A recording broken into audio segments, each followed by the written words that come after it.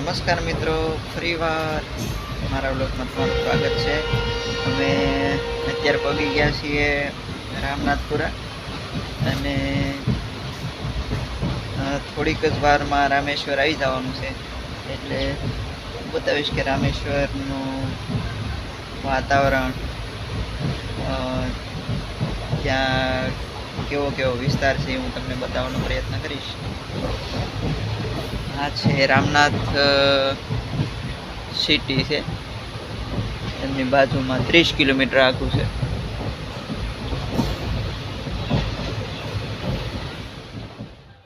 તો મિત્રો, ટ્રેન હાલે છે તો કેટલો પીણો ઉડે છે જો તમે. પીણાવાળો વિસ્તાર છે એટલે ધૂળ ઉડે છે. અને હવે અમે નીકળી ગયા છીએ મડપ્પમથી અમે ત્યાં ઉતર્યા હતા. અને આખું દરિયા વચ્ચે પુલ છે અને બસ દ્વારા અમે રામેશ્વર જઈએ છીએ. બે બાજુ પાણી છે અને વચ્ચે રામેશ્વર આવેલું છે. તો રામેશ્વરનો સમુદ્ર, અને ત્યાં માછીમારો પણ વધારે છે. આ ઘોડા બધાય છે અહીંયા. તો આ આવી ગયું છે રામેશ્વર, અને હવે હું તમને અમારો ઉતારો ફાઇનલી મિત્રો અમે પહોંચી ગયા છીએ રામેશ્વર. અને આ અમારો ઉતારાનો રૂમ છે. આવી રીતનો રૂમ છે. આ એક બેડ છે, અહીંયા કબાટ છે, ઉપર એસી છે, આ બાજુ ટીવી છે, અને આ બાજુ રૂમનો ગેટ છે. આવી રીતનો અમારો આખો રૂમ છે. તો મિત્રો, અમે ફરવા ગયા તો એક જગ્યાએ ગુફા હતી.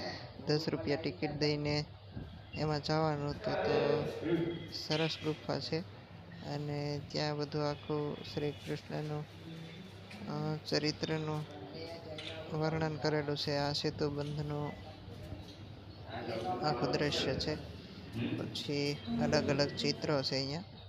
અને આમ કહેવાય કે ખૂબ સરસ ગુફા હતી. આ મહાદેવનો ફોટો છે, અને શું લખ્યું છે, શિવજી કે કૃષ્ણ કે.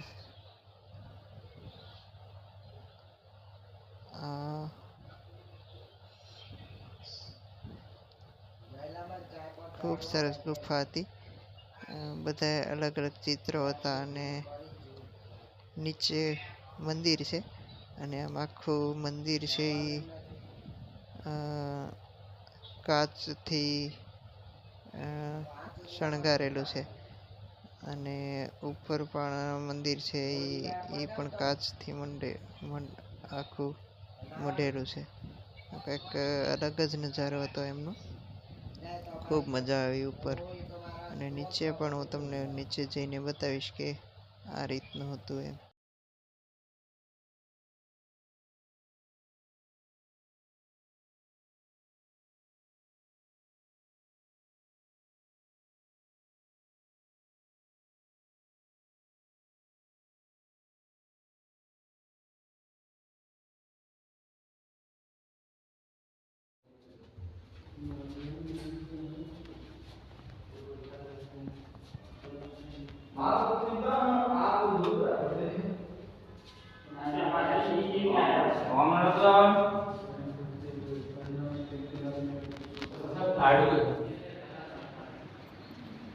તો આવી રીતનું છે આખું મંદિર શણગારેલું, અને ખૂબ સરસ જગ્યા છે.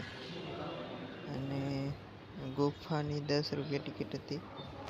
અને પછી મંદિરમાં નીચે છે ત્યાં કોઈ ટિકિટ નહોતી, એટલે અમે પછી દર્શન કરવા પણ ગયા. અને અહીંની એક પ્રથા ખૂબ સરસ છે કે ઘરે ઘરે લોકો ડેઈલી રંગોળી પૂરે છે ઘરે ઘરે. અને રોજે રોજ રંગોળીની પ્રથા અહીંયા પ્રચલિત છે. એટલે ખૂબ સારી એવી પ્રથા છે રામેશ્વરમાં. તો મિત્રો, હવે અમે જઈએ છીએ ધનુષકોડી. અને ધનુષકોડીમાં કહેવાય કે બંને બાજુ દરિયો છે અને દરિયાની વચ્ચે ધનુષકોડી આવેલું છે. તો અહીંયાથી લગભગ 15-20 કિલોમીટર જેવું થાય છે અને બે બાજુ દરિયોની વચ્ચે સમુદ્ર. ત્યાં એક કહેવાય કે ખૂબ સરસ જગ્યા છે અને ત્યાંથી શ્રીલંકા બહુ દૂર નથી એમ. અને આ કંઈક પોલીસવાળાની બોટ પડી હતી અને બંને બાજુ રોડની સાઈડમાં પથ્થરથી દિવાલ છે અને એ દિવાલ આપણે નાડું આવે ને હિસણ એનાથી આખી મઢેલી છે, એટલે જેથી કરીને પાણા છે એ એક બાજુ કાંઈ ખસી ન જાય. આમ ખૂબ સુંદર સરકારે ડેવલપ કરેલું છે જગ્યા અને ખૂબ લોકો પણ આવે છે.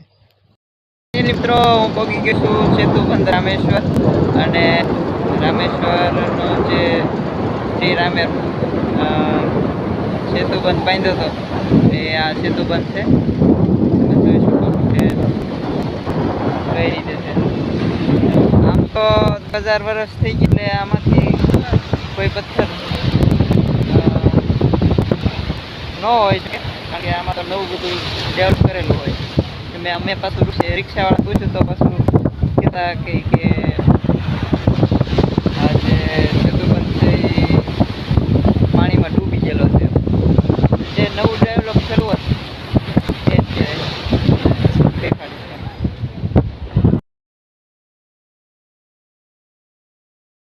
અહીંના દરિયાનું પાણીની વાત કરીએ તો કહેવાય ને કે દરિયો બહુ ઊંડો હશે એવું લાગે છે આમ જોયામાં.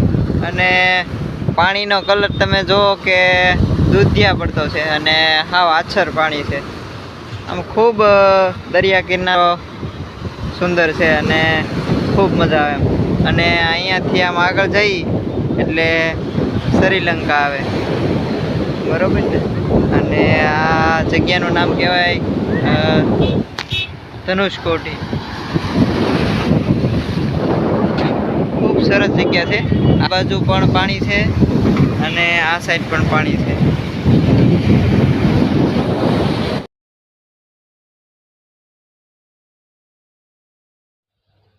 તો મિત્રો અહીંયાથી છેલ્લેથી જગ્યા જોઈએ તો કે શ્રીલંકા છે અહીંથી 28 કિલોમીટર જેવું થાય છે. તો મિત્રો એના પછી અમે કંઈક ઉપર ગયા તો દૂરબીનમાં લોકો કંઈક જોતા હતા. તો અમને પણ એવું થયું કે દૂરબીનમાં શું દેખાતું હશે, શ્રીલંકા દેખાતું છે.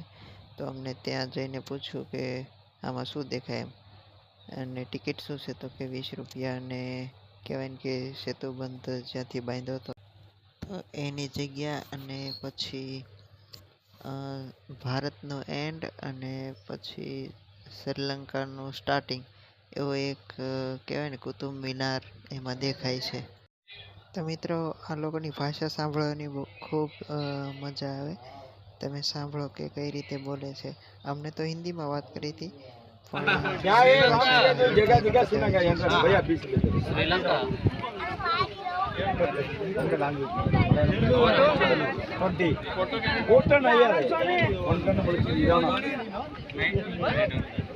నీళ్లు కనబడదా నీళ్లు right side Hindu Mahasagar left side bay of Bengal కన్యాకుమారిలో 3 నీళ్ళు నీళ్ళు తర్వాత ఇసుక కనబడదా ఇసుక రామవారిది స్టార్టింగ్ పాయింట్ రామవారిది 20 మీటర్ల లోపల ఎంబరోడ్ మళ్ళీ వాటర్ మళ్ళీ ఇసుక లాస్ట్ ఇసుకకి పైన ఒక స్తంభం కనబడదులే ఆ లైట్ హౌస్ శ్రీలంక ఆవిడ ఎంట్రన్స్ పాయింట్ నీళ్లు ఇసుక 4 కనబడదా ఇప్పుడు కనబడదా లేదా ఇప్పుడు కనబడదా లైవ్గానే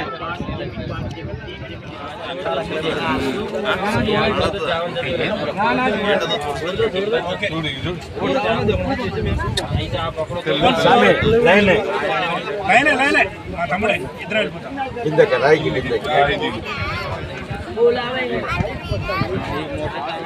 ఫోన్ కన్నా ముడిచి నిదానమా చూడండి.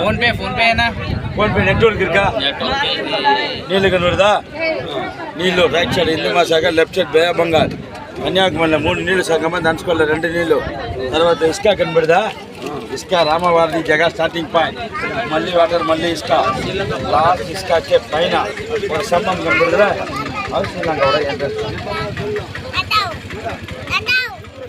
તો મિત્રો પછી અમે ગયા એક વચ્ચે ખૂબ જૂની જગ્યા છે અને જૂની કંઈક ઇમારત છે તો ત્યાં ગયા અને જોયું તો પથ્થરથી બાંધકામ કરેલું હતું અને આવી રીતની બધી વસ્તુઓ ત્યાં મળતી હતી અને કંઈક નાની અમથી જગ્યા છે અને એમાં કંઈક મૂર્તિઓ છે અને એમના દર્શન કર્યા. આમ કહેવાય ને કે સાવ નાની અમથી જગ્યા છે અને આવી રીતે 3 નાના નાના મંદિરો છે. ખૂબ સરસ જગ્યા છે. નાનું અમથું મહાદેવનું મંદિર છે અને બાજુમાં પણ છે. આવી રીતના કહેવાય ને કે મંદિર નાના નાના છે અને બાજુમાં નાની નાની દુકાન પણ છે સરસ મજાની. ત્યાં બધું માળા ને એવું બધું મળે છે. શંખ, વાગતા શંખ ને એવું પણ મળે છે. આ અમારી સાથે આવેલા ભાઈઓ છે. ત્યારબાદ મિત્રો અમે ગયા છીએ વિભીષણ મહેલ. આપણને બધાને ખબર છે કે જ્યારે લંકા વિજય પછી શ્રી રામે વિભીષણને રાજ આપવાનું હતું ને ત્યાં બેસીને વિભીષણ ને રામની વચ્ચે આખો સંવાદ થાય છે અને તે જગ્યા એટલે વિભીષણ મહેલ. ખૂબ સરસ જગ્યા છે. અંદરના ભાગમાં મોબાઈલ નોટ અલાઉડ છે છતાં હું થોડોક મોબાઈલ કાઢીને હું તમને અંદરની જગ્યા બતાવું. અને ત્યાં રામ, લક્ષ્મણ, સીતા અને હનુમાનજીની અંદર મૂર્તિ છે અને આખું વિભીષણનું ફોટા સાથે વર્ણન છે. ત્યાર પછી અમે મિત્રો ગયા મેન મંદિર, જ્યોતિર્લિંગ કહેવાય, એમના દર્શન માટે. અને એમની બહાર દરિયો છે ગેટ ઉપર બાજુમાં જ અને એમની સામે જ મેન મંદિર આવેલું છે. જુઓ તમે, આ મેન બજાર છે અને મેન બજારમાં જ તે મંદિર છે. તો એમાં સ્નાન કરીને પછી પાછા અંદર 22 કુંડ છે એમાં સ્નાન કરીને દર્શન કરવા જવાનું કંઈક કહેવાય ને. બધાય સ્નાન કરીને દર્શન કરવા માટે જાય. આમ નમી જવા દે. અંદર એ તે ટિકિટવાળું છે કે 100 વાળાની લાઈન અલગ, 200 વાળાની લાઈન અલગ. તો મિત્રો વ્લોગને અહીંયા જ પૂરો કરું છું. જય શ્રી રામ.